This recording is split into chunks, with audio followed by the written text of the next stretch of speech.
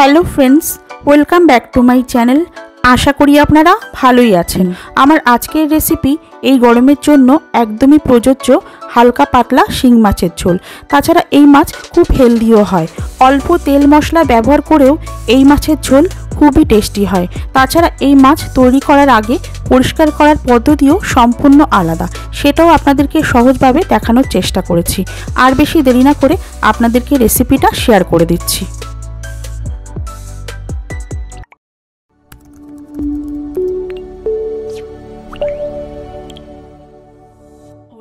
শিং মাছের ঝোল বানানোর জন্য আমি এখানে 6টা মিডিয়াম সাইজের শিং মাছকে কেটে পরিষ্কার করে ধুয়ে নিয়েছি। তবে যতই পরিষ্কার করে ধোয়া যাক, এই মাছের গায়ে একটা পিচ্ছিল পদার্থ লেগেই থাকে। তার জন্য আমি এখানে দিয়ে দিচ্ছি বেশ খানিকটা গরম জল। গরম জল দিয়ে এইভাবে ভিজিয়ে রাখবো 10 মিনিটের জন্য। আর এই সময়ের মধ্যেই আমি সবজি কেটে নেব।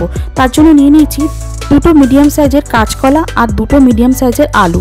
এবার আলু আর কাঁচকলা কেটে নিচ্ছি। প্রথমেই কাঁচকলার এই দুই পাশের অংশটা বাদ দিয়ে কাঁচকলার খোসা ছাড়িয়ে নিচ্ছি। তবে আপনারা চাইলে বটি দিয়েও একইভাবে কেটে নিতে পারেন। এই কাঁচকলার খোসা দিয়েও খুব ভালো রেসিপি তৈরি হয়, আপনাদেরকে অন্য কোনো দিন শেয়ার করব।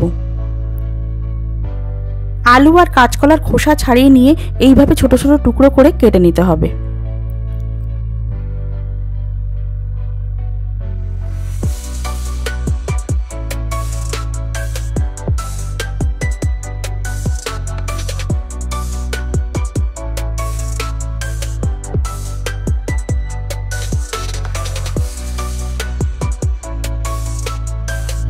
আলু আর কাঁচকলা কেটে নেওয়ার পর পরিষ্কার করে ধুয়ে নিতে হবে। দেখুন, আমি আলু পরিষ্কার করে ধুয়ে জল দিয়ে ভিজিয়ে রেখেছি, আর কাঁচকলা ধুয়ে জলটা ঝরিয়ে নিয়েছি। এবার দেখুন, ওপর থেকে দিয়ে দিচ্ছি কিছুটা হলুদ গুঁড়ো। এবার হলুদ গুঁড়ো দিয়ে কাঁচকলাগুলোকে মাখিয়ে রাখবো। এইভাবে মাখিয়ে রাখলে অনেক সময় দেখবেন কাঁচকলা কাটার পর কাঁচকলাগুলো কালো কালো হয়ে যায়, সেটা কিন্তু একদমই হবে না।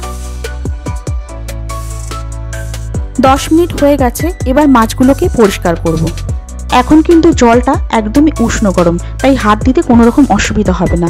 হাত দিয়ে এইভাবে আলতো আলতো করে রগড়ালেই দেখবেন এই পিচ্ছিল পদার্থ উঠে আসবে। দেখুন, আমি একবার দেখাচ্ছি, এইভাবে উঠে আসবে। অনেকে আছেন নুন দিয়ে ঘষেও এইভাবে পিচ্ছিল পদার্থ বার করে নেন, তবে আমার মনে হয় এইভাবে করলেই বেশি সুবিধা হয়। এতে কিন্তু একদমই সহজভাবে বেরিয়ে আসবে।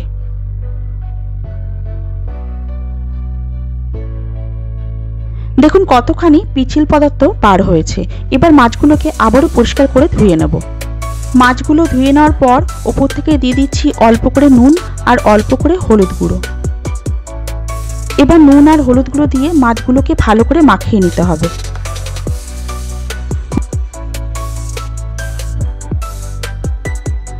মাছগুলো মাখিয়ে নেওয়ার পর এইভাবেই রেখে দেবো 10 মিনিটের জন্য। এই রেসিপির জন্য আমি গোটা মশলার ব্যবহার করব। গুঁড়ো মশলা দিয়ে কিন্তু এই রেসিপির স্বাদ বেশি ভালো হবে না। দেখুন, আমি একটা মিক্সিং জার নিয়ে নিয়েছি। ওর মধ্যে দিয়ে দিচ্ছি 1 টেবিল চামচ গোটা জিরে, 1 ইঞ্চি আদাকে টুকরো করে নিয়েছি, 3টে কাঁচা লঙ্কা আর হাফ চামচের থেকে একটু বেশি গোলমরিচ।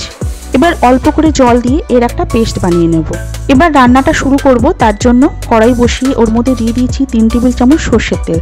তেলটা ভালো করে গরম হয়ে যাওয়ার পর এর মধ্যে মাছের টুকরোগুলো ছেড়ে দেবো। এবার গ্যাসের ফ্লেমকে মিডিয়ামে রেখে মাছগুলোকে হালকা করে ভেজে নেব। এই মাছ কিন্তু বেশি কড়া ভাজলে একদমই স্বাদ ভালো হবে না, হালকা করে ভেজে নিতে হবে। একদিক ভাজা হয়ে গেলে অপর দিকটাও এইভাবে উল্টে দিয়ে হালকা করে ভেজে নিতে হবে।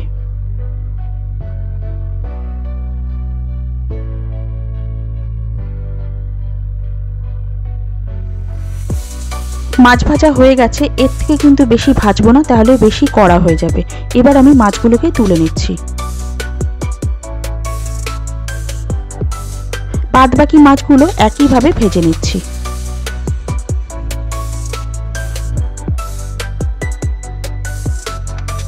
এই মাছ ভাজা তেলের মধ্যেই এবার দিয়ে দিচ্ছি একটা তেজপাতা আর হাফ চা চামচ সাদা জিরে। এবার গ্যাসের ফ্লেমকে হাইতে রেখে ফোড়নগুলোকে 30 সেকেন্ডের জন্য নাড়াচাড়া করে নেব। 30 সেকেন্ড নাড়াচাড়া করে নেওয়ার পর এর মধ্যে কেটে রাখা আলুগুলো দিয়ে দিচ্ছি।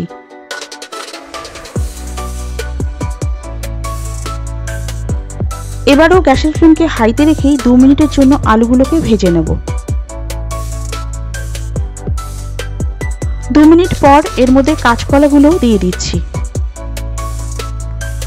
আবারও গ্যাসের ফ্লেমকে হাইতে রেখে 3 থেকে 4 মিনিট এইভাবে আলু আর কাঁচকলা অনবরত নেড়েচেড়ে ভেজে নেব।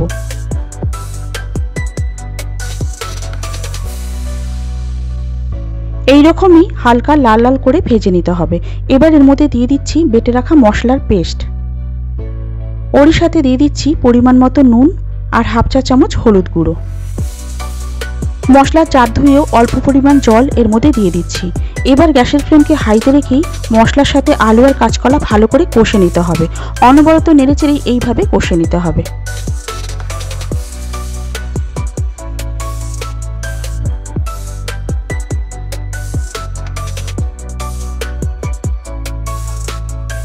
আলু কাঁচকলা দিয়ে দেখুন আমি মশলা খুব ভালো করে কষে নিয়েছি। এইভাবেই কিন্তু শুকনো করে কষিয়ে নিতে হবে। এবার এর মধ্যে দিয়ে দিচ্ছি 2 কাপ পরিমাণ জল। আপনারা যদি এই ঝোলটা আরও পাতলা খেতে চান সেক্ষেত্রে আরও 1 কাপ পরিমাণ জল বাড়িয়ে নেবেন। এবার ভালো করে মশলার সাথে জল মিশিয়ে নিচ্ছি, আর মিশিয়ে নেওয়ার পর এই ঝোলটাকে ফুটতে দেবো।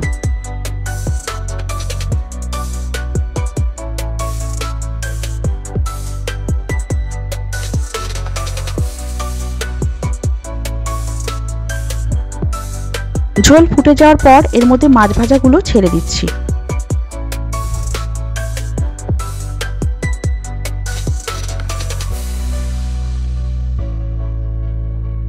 এরই সাথে দিয়ে দিচ্ছি 4টে গোটা কাঁচা লঙ্কা। এবার মাছগুলো ঝোলের মধ্যে একটু ডুবিয়ে দিচ্ছি। ডুবিয়ে দিয়ে গ্যাসের ফ্লেমকে মিডিয়ামে করে দিয়ে 5 মিনিটের জন্য ঢাকা দিয়ে দিচ্ছি। 5 মিনিট হয়ে গেছে। এবার ঢাকাটা খুলে নিচ্ছি, আবারও একবার নেড়ে নিচ্ছি। নেড়ে নেওয়ার পর গ্যাসের ফ্লেমকে হাই করে দিয়ে 3 থেকে 4 মিনিট এইভাবেই ঝোলটাকে ফুটিয়ে নিতে হবে। 4 মিনিট সময় ধরে ঝোল ভালো করে ফুটিয়ে নেওয়ার পর গ্যাসের ফ্লেম বন্ধ করে দিচ্ছি। বন্ধ করে দিয়ে গরম গরম সার্ভ করে নিচ্ছি। এইভাবে মাছের ঝোল বানিয়ে অবশ্যই আপনারা গরম ভাতের সাথে সার্ভ করবেন। এই মাছের স্বাদ কিন্তু দুর্দান্ত হয়। মাছ পরিষ্কার করা থেকে নিয়ে রান্নার পদ্ধতি পর্যন্ত আপনাদের ঠিক কেমন লাগলো অবশ্যই একটা কমেন্টের মাধ্যমে জানাবেন। আমার এই রেসিপিটা যদি আপনাদের ভালো লাগে তাহলে লাইক, কমেন্ট আর শেয়ার করতে ভুলবেন না। যারা এখনও সাবস্ক্রাইব করেননি তারা অবশ্যই সাবস্ক্রাইব করে নেবেন আর বেল আইকনটাও ক্লিক করে নেবেন, তাহলে আমার সমস্ত ভিডিও আপনারা সবার আগেই পেয়ে যাবেন।